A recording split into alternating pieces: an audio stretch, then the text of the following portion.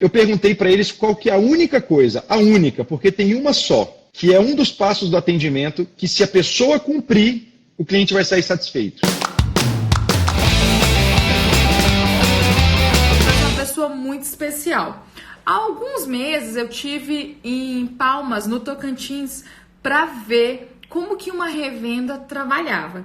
E o mais legal é que o nome do posto é Posto Modelo. E no Posto Modelo a gente tem um revendedor que ele tem um diferencial.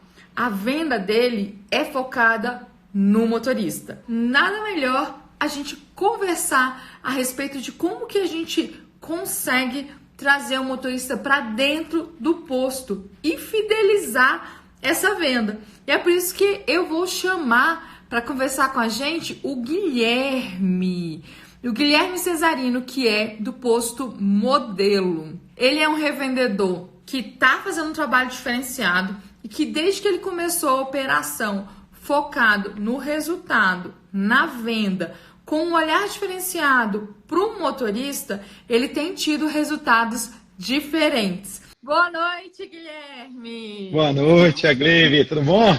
Quanto tempo? Bom? Nossa, quanto tempo, né? Que prazer te receber aqui hoje para a gente conversar. Eu estava conversando aqui, falando inicialmente, que você é um revendedor, mas que faz um atendimento diferenciado, voltado para o motorista, para quem vai abastecer no seu posto. Então, tudo que você pensa, toda a sua realidade, ela é voltada para o cliente, seja ele o cliente interno ou seja ele o cliente externo, que é o motorista. Então, eu queria primeiro que você se apresentasse para o pessoal. E uma coisa que é um detalhe que eu quero que todo mundo saiba. Quantas bombas tem no seu posto? Bom, meu nome é Guilherme, eu sou de Palmas, Tocantins, tenho 27 anos. Estou aqui na capital mais bonita do planeta Terra. Agora está até um climinha de chuva aqui, né? Tá uma delícia, não está o calorão. E eu sou formado em Direito e comecei a trabalhar aqui no posto no ano de 2010, então eu nunca exerci a profissão, apesar de ser formado. Comecei a trabalhar aqui em 2010 nessa que é uma empresa familiar, né? Que meu pai começou lá em 2002. E hoje eu tomo de conta que eu estou à frente do posto. E já para responder a sua pergunta, no posto que eu fico aqui, nós temos 2 bombas de combustível só duasinhas. É uma área de pouco mais de 500 metros quadrados. Então assim, nessa área de 500 metros quadrados, você sabe mais ou menos quantos motoristas você atende por mês aí? Então, Agleibe, a gente tem o programa de fidelidade, né, do Clube Petro, e a gente consegue mensurar a quantidade de clientes únicos voltando várias vezes ao posto durante o mês. Então, hoje eu tenho, por média, nesse posto aqui, 6 a 7 mil clientes únicos. 6 a 7 mil clientes que fazem abastecimento todos os meses, né, dos clientes cadastrados. Só que eles voltam ao posto mais de uma vez por mês. Então a gente tem uma média aí de 35 a 40 mil abastecimentos mês, o que dá um pouco mais de 1.100, quase 1.200 abastecimentos por dia, né? Então, assim, para um posto de 2 bombas é bem frenético. E eu vi essa operação aí, mas o que me chamou a atenção foi como que você faz o atendimento. Em nenhum momento, Guilherme, eu vi assim, aquela coisa robotizada, mecânica, que parecia que você estava seguindo o script, mas você não era dono do negócio. E eu vi que o pessoal aí, eles vestiam a camisa. Então, assim, como que foi que você implantou essa cultura da sua equipe? Vender aquilo que eles vendem com o coração e ter um atendimento que não é robotizado. Assim, Agleibe, qual que é a primeira coisa que eu levava em consideração, né? Primeiro que o bom atendimento, toda cidade que eu vou, independente de ser Palmas ou qualquer lugar que eu vá, você sempre escuta as pessoas falando que o atendimento aqui o atendimento é muito ruim, aqui a gente é muito mal atendido. E eu me dei conta que o meu atendimento não era bom, porque primeiro que no posto de combustível a gente sempre está muito focado em preço. Eu era o posto mais barato da região e, eventualmente, a minha venda só caía. Então, não era necessariamente preço, né? Então, precisava ser alguma coisa. Eu só não imaginava que um atendimento ele poderia alavancar tanto as vendas de um posto. Só que, como é que foi para a gente? Primeiro, o robotizado que você fala, muita gente confunde com procedimento. A gente tem sim procedimento, a gente tem sim passos do atendimento, só que não tem como, é humanamente impossível eu exigir que todos os colaboradores façam exatamente o mesmo passo com todos os clientes, como se estivesse seguindo um script. Isso não acontece porque, primeiro, que a gente tem problema fora do posto, a gente tem dia que a gente acorda desanimado, desmotivado, a gente acaba esquecendo, às vezes o posto está com muito movimento, às vezes está com pouco movimento. Tem uma série de variáveis que faz com que nós não sejamos um robô. Um robô, a gente fala de treinamento, de atendimento robotizado, porque um robô ele faz uma coisa que ele está pré-programado a fazer, ele tem que seguir aquela rota. Aqui não tem como. Nós somos seres humanos e os problemas, as coisas elas vão acontecendo dia a dia. Só que tem uma coisa, inclusive a gente teve uma reunião de divulgação de resultados ontem e tinha 2 colaboradores novos. E a gente, ao discutir o nosso índice de NPS, né, que é a satisfação do cliente, que a gente mede isso hoje por aplicativo, eu perguntei para eles qual que é a única coisa, a única, porque tem uma só, que é um dos passos do atendimento, que se a pessoa cumprir, o cliente vai sair satisfeito.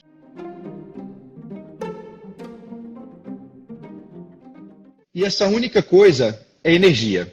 Então, por mais que a pessoa esqueça de pedir para olhar à frente do carro, por mais que a pessoa não ofereça uma lavagem de para-brisa, ela não ofereça um óleo, se ela tiver um atendimento enérgico, com um sorriso no rosto, com recepção boa do cliente, não tem como aquele cara sair daqui, aquela pessoa sair daqui achando atendimento ruim. A não ser que ele seja uma pessoa ruim de coração, aí já não é culpa nossa, né?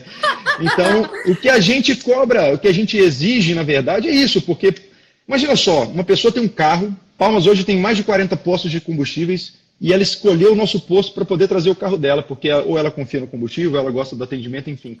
O mínimo que a gente pode fazer, o mínimo, que é o nosso dever, é entregar energia para essa pessoa. Se ela está com um dia ruim, ela melhora. Se ela está com um dia bom, ela retribui, e isso é muito bom para quem está atendendo. Então, dessa parte do atendimento, para ele não ser robotizado, a única coisa que eu faço questão 100% é da energia. E aí a gente controla isso pelo NPS. A gente consegue controlar também o passo a passo, porque a gente tem isso aumenta a venda, isso aumenta tecnicamente, isso vai aumentar a percepção de qualidade pelo cliente. Então, se você para num posto e te oferecem uma lavagem de para-brisa, uma calibragem de pneu, um produto automotivo que eventualmente seu carro está precisando, porque venda é cobrir uma necessidade, não é necessariamente empurrar o produto, isso tudo gera uma percepção de valor no cliente. Mas mesmo que você esqueça tudo isso, a energia não pode faltar de jeito nenhum. Legal. E aí você me falou de energia. E o que eu vi aí? As pessoas elas estão trabalhando realmente com uma vontade de estar ali no local. Então, elas se sentem bem. E aí você me trouxe uma outra coisa que me chamou a atenção. Ontem nós fizemos a nossa reunião para ver, vamos falar assim, como que está a minha equipe. Não vou falar que é uma reunião de NPS, enfim, mas vamos para sentir como que está a minha equipe. Então, isso é importante porque você é um revendedor que é gestor e que você tem um gestor ali e que ele consegue também fazer com que a equipe tenha tudo isso. E aí eu te pergunto, a gente tem que ter energia. A energia ela é importante porque vai trazer o cliente. E uma coisa que você me contou quando eu estive aí foi que o seguinte, é só oferecer. O que eu vi aí nos 2 dias que eu estava? Você estava vendendo uma loção para limpa para-brisas. Como que você faz para que a pessoa consiga vender esses limpa-para-brisas? E entendendo também que eles são humanos. Porque uma outra coisa que eu vi é que tem momentos que dá para a gente ofertar, e tem momentos que a gente não vai ofertar de jeito nenhum. Mas os seus frentistas, eles têm total consciência daquilo que eles têm que fazer. Então isso me chamava a atenção, porque assim, muito cedo pela manhã, eles não tinham essa oferta de outros serviços. Mas em determinados momentos, você via que eles estavam fazendo aquele serviço. Quando chegou no final da tarde, que tinha uma fila de veículos, que realmente tinha uma fila de veículos, o atendimento, ele estava com outro foco, na agilidade. E naquele momento, a gente não tinha mais a figura do gerente ali. Então, os próprios frentistas, eles eram líderes daquilo que eles estavam fazendo, das atitudes que eles tinham ali na pista. Minha pergunta para você é como que você consegue que eles vendam outros produtos ali e como que você fez com que eles tivessem esse espírito de consciência para que horas focar na venda do quê? Bom, primeira coisa, assim, eu sei que essa palavra ela já está bem batida, mas quando isso está dentro da sua organização, você percebe o real valor disso, que é a cultura. Primeiro que toda empresa tem uma cultura. Se você, líder, não sabe ou não colocou qual é a sua, provavelmente seu posto tem e não é a que você quer, mas ele tem. Tem. O que a gente tentou fazer aqui é trabalhar uma cultura. E isso demorou um certo tempo. A gente está nesse processo de evolução há 2 anos, então não é uma coisa que acontece do dia para a noite. Vai entrar gente, vai sair gente e tudo normal. A gente só tem que seguir um foco, um degrau de cada vez. Então, respondendo uma das suas perguntas que é, porque assim, o que acontecia, né? Já explicar. A gente fala, tem que vender os produtos tal, e aí eles oferecem para todo mundo para tentar bater a meta. Só que isso aí cria um desconforto, por exemplo, 6 horas da tarde, 7 horas da noite, que é um horário de muito movimento. O que o meu cliente quer é, na verdade, abastecer e seguir viagem. Ele tem que buscar filho na escola, ele tem que passar no mercado para fazer compra porque a esposa está esperando ele para fazer janta. Então ele não quer um atendimento de qualidade ali na hora, ele quer um atendimento rápido. E qualidade para ele, nesse momento, é um atendimento rápido. Então a primeira coisa que a gente tem que levar em consideração é o gestor, ou a pessoa que está, o líder que está ali disponível, ele tem que entender, novamente, que nós não somos robôs, e ele tem que entender que a pista dele tem vários momentos. Então, nos momentos onde dá para você ofertar produto e fazer um atendimento de maior qualidade, imagina só, 3 horas da tarde, eu tenho um carro na pista, eu tenho um exemplo, 4 frentistas. Um está atendendo, eu posso ter outros 3 que estão abrindo a frente do carro, lavando o capô, lavando o para-brisa. Posso fazer isso. 7 horas da noite eu tenho fila de 10, 15 carros? Não dá. Então, a primeira coisa que você tem que fazer é entender o que é qualidade. A qualidade, ela tem diversas faces durante o dia. Uma delas é um atendimento completo, outra delas é um atendimento rápido. Isso não tem segredo, isso é com tempo. Você tem que fazer eles perceberem. Como é que a gente faz aqui? Você pega individualmente, isso é um trabalho artesanal, você pega individualmente e faz com que ele saia daquela parte de operação naquele momento e vire um observador. Como você faz isso? Você coloca ele para ver. Você coloca ele para ver câmera aqui no meu escritório, você tira ele um pouco da pista, põe outra pessoa no lugar e fala, observa o que está acontecendo. Observa aquele carro ali, que o cara já está 2 minutos impaciente, porque o outro está lá na frente, estão abrindo o capô dele, e na verdade tudo que ele quer é só abastecer e ir embora. Isso é com o tempo, não tem segredo, não tem uma fórmula mágica que eu vou ensinar para você fazer com que os colaboradores percebam isso. E, eventualmente, mesmo depois de muito tempo trabalhando, a gente ainda tem alguns erros nesse sentido, porque você percebeu todo, enquanto você está cuidando ali daquela tua parte, daquela tua rotina, é muito difícil. Tá? E é difícil para mim, enquanto gestor, perceber outras coisas que estão acontecendo na empresa, enquanto eu estou aqui, por exemplo, no escritório falando com você. Imagina para eles que estão lá seguindo aquela função, aquele passo a passo, que tem que vender, tem que atender bem, tem que estar enérgico, tem que voltar ao troco, tem que... é muita coisa. Então, isso é uma questão de cultura. Você tem que iniciar devagar, um passo de cada vez. Primeiro, você tem que construir uma equipe enérgica, porque energia ela não, é difícil de você ensinar. É difícil de você pegar o cara que é ranzinza, cara fechada e que, sabe, tá de mal com a vida e transformar esse cara num cara alegre, espontâneo. É difícil. Então, você vai ter que criar uma equipe enérgica primeiro, porque, na minha opinião, isso é o mais importante.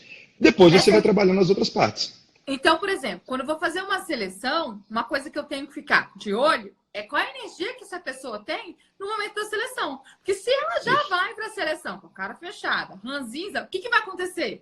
No posto, ela vai ser reflexo daquilo que ela já tem. Porque a gente é genótipo mais fenótipo. Aquilo que a gente tem no gene, mas aquilo meio que a gente vive. Você pode até mudar o meio, que é o posto, onde tem muita gente com energia. Mas se ela não vem com essa energia nem para a entrevista, imagina quando ela tiver que conquistar o motorista. E aí, segunda-feira agora, só te interrompendo, a gente começou a gente está fazendo uma reposição de equipe aqui e a gente iniciou um processo de recrutamento e seleção. E tem uma empresa, uma psicóloga que ajuda a gente na primeira fase, né? Então a segunda e a terceira fase é com a gente, e ela tem uma psicóloga que atua na primeira. E ela perguntou lá para a gente qualificar que tipo de colaborador que a gente precisava. Então, sabe mexer no Word? Se não souber, a gente ensina. Já tem experiência? Se não souber, a gente treina. Agora, é indispensável sorriso no rosto, energia. Isso não tem como. Se a pessoa não tem, ela não participa da seleção, nem vai para as outras fases. Sim, porque se ela não vai ter energia, não tem um sorriso no rosto, imagine no dia a dia ali a gente passar. Quem fica na pista sabe. A gente fica 8 horas, 10 horas, quando necessário, numa pista, em pé, com uma bota fechada. A gente às vezes quer ir ao banheiro, não tem aquele momento, é um momento que tem muito fluxo de veículos ali, a gente não consegue deixar de atender o motorista, a gente tem agilidade, então é uma função que ela tem um desgaste físico muito grande. Se eu junto esse desgaste físico, que é já da função, com um mau humor na cara, não vai conseguir abastecer. E o que me chamou a atenção também foi o seguinte, eu faço isso em qualquer lugar, agora eu faço... Você lembra disso, né? Para abrir o capô, sim. Abrir o capô, porque é muito diferente. Tem perguntas que a gente faz que elas já vêm introjetadas ou não. Qualquer pessoa que chegar na minha pista e falar assim, a Gleibe, quer verificar água e óleo? Eu tô sempre com pressa. Eu trabalho com posto, eu tenho que ir de um posto para o outro o tempo todo. Eu vou dizer, não precisa. Eu vou falar, não precisa, não quero, não quero. Agora, se ele falar assim, encosta ali que eu vou calibrar o seu pneu. A gente fez um vídeo aqui em Brasília que a gente... É quase que uma ordem. Eu vou, encosta. Ele tá sendo, eu quero calibrar o seu pneu, encosta ali. E quando eu vi a menina fazendo isso daqui, aquilo pra mim, na minha cabeça, assim, eu pirei. Assim, eu pirei. Eu falei, eu nunca tinha pensado nisso, porque eu já tinha pensado várias outras formas, mas aquela lá, o cara não sabe o que fazer. Não sabe, ele não tem argumentos. Você bate os dois dedinhos assim, só para chamar a atenção dele na ponta do capô, olha para ele e fala para ele abrir, não tem chance de dizer não, ele vai abrir. E aí, o que me chamou a atenção? Porque ela não estava pedindo, vou verificar a água, olha, ela abriu o capô, ia lá, colocava a água no limpa-parabrisas, né? Na água que vai acionar o limpa-parabrisas ali para fazer a limpeza. E naquele momento, ela já tinha argumento. Olha, eu completei a sua água. Mas a gente tem aqui um fluido para você colocar, não é um fluido, né? Uma solução para você colocar no seu limpa-parabrisas. E diferente de um detergente que pode deteriorar e causar mau cheiro, ressecar a paleta, ressecar a paleta, esse limpa-parabrisas ele vai fazer também a lubrificação da sua paleta, fazendo com que ela dure mais. Então, assim, ela já estava tendo argumentos de vendas diferentes. E aí, o que eu vi? Estava voltado para a qualidade no atendimento. Porque uma coisa é eu oferecer, eu saber que eu tenho que dar água da casa em cada um dos restaurantes. Aqui em Brasília tem. Você tem que ter água da casa. Mas ninguém oferece água da casa. Agora, quando eu estive, né, numa outra uma viagem que eu fiz internacional, onde a gente sentava, a pessoa pegava uma garrafa de água, uma jarra de água e colocava à mesa.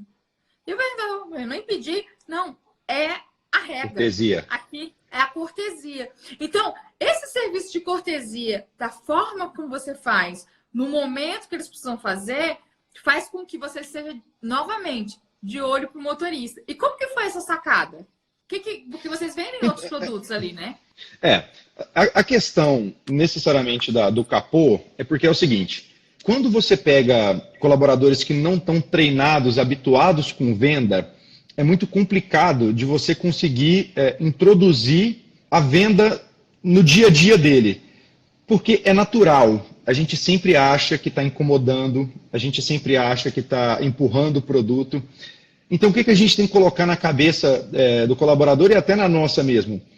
Venda é resolução de problema. Você vai num supermercado e você compra um arroz porque você está com fome. Você compra um celular porque você precisa ligar. Você compra um mouse porque senão você não mexe no seu computador. E assim sucessivamente. Você aluga um hotel porque senão você não vai ter onde dormir na sua viagem. E você conseguir transportar isso para eles, que vendas é resolução de problema. Então, o que nós vamos buscar ao abrir um capô? Localizar se aquele cliente, identificar se aquele cliente tem ou não um problema iminente ou que pode acontecer a qualquer momento. Ou seja, para poder resolver um problema que já acontece ou para prevenir um outro problema que eventualmente pode acontecer. Então, a gente não ensina eles a vender, a gente ensina eles a identificar os problemas. Como é que você identifica o problema? Você pega a vareta do óleo, você vê que está sem nível do óleo, não é que aquele cara está precisando comprar um óleo lubrificante. Ele precisa, que senão o carro dele vai fundir o motor ali na frente, vai ser muito pior. Você só está sendo um agente que está informando ele de alguma coisa que às vezes ele nem se atentou. Porque antigamente, eu digo assim, antigamente, sei lá, na época dos meus pais, meus avós, era natural que as pessoas cuidassem do veículo, seja lavando, seja olhando peça por peça todos os dias, porque aquilo ali você cuidava como se fosse um primor da família, você lavava carro no final de semana junto com a família em casa. Hoje em dia o carro virou realmente só um meio de transporte, então você entra, liga e quer chegar em outro lugar. Então, muitas vezes você não tem aquele cuidado de prevenção com o seu carro, mas na hora que ele falta, isso é um problema muito grave para vocês. Eu, por exemplo, hoje eu estou sem carro porque estourou uma mangueira lá e esquentou o carro. Eu vim de Uber. Então, assim, já imaginou se eu tivesse olhado isso antes? Mas esse era um problema indetectável, isso era uma questão de uma mangueira lá, isso é natural. Só que existem problemas que os frentistas conseguem detectar. Por exemplo, isso aconteceu semana passada. Um rapaz ia fazer uma viagem, uma frentista nossa, Gracilene, olhou a frente do carro do veículo, ele não tinha um pingo de óleo no motor, o motor dele estava com vazamento. Se ela não olha, não percebe isso, e a questão não foi nem vender o óleo, foi informar para ele resolver o problema do vazamento. Porque se ela colocasse óleo ali, o óleo ia vazar de novo e não ia resolver nada. Então o que a gente busca incentivar é, sejam bons resolutores de problema. E para ser um bom resolutor, primeiro você tem que saber localizar o problema. O exemplo que você deu, por exemplo, do limpador de para-brisa, o que acontece? Palmas agora a gente está numa época ali desde novembro de chuva, que Palmas faz sol 6 meses, mais ou menos sol 4 meses e chove 2, basicamente. Então é assim. Então as pessoas só se preocupam com paleta e limpa para-brisa nessa época. Então, o dia que a pessoa está comprando a paleta, o que a gente está fazendo é colocando a água no reservatório dele, até por uma questão de visibilidade. Você imagina que Palmas ainda é uma cidade que tem muita área rural. A pessoa vai entrar numa área rural e vai pegar poeira e vai lá e vai dar um esguicho de água. Só que tinha pouca água no reservatório e vai só um mijinho de água ali. O que ele fez? Ele sujou, virou um barro à frente do carro dele. Ao invés de limpar, ele piorou a visibilidade. Então, o que a gente está fazendo? A gente está colocando água para evitar que esse problema eventualmente aconteça. Na nossa cabeça, a gente sempre pensa assim, isso quase nunca acontece. Tudo bem, mas se acontecer com um cliente e ele abasteceu no seu posto antes e você não fez isso, pronto, para você, a sua empresa já morreu na cabeça desse cara. Então, a gente tem que imaginar que isso pode acontecer com qualquer um que a gente está abastecendo e está atendendo ali. E aí a gente tenta transportar isso para a cabeça dos clientes.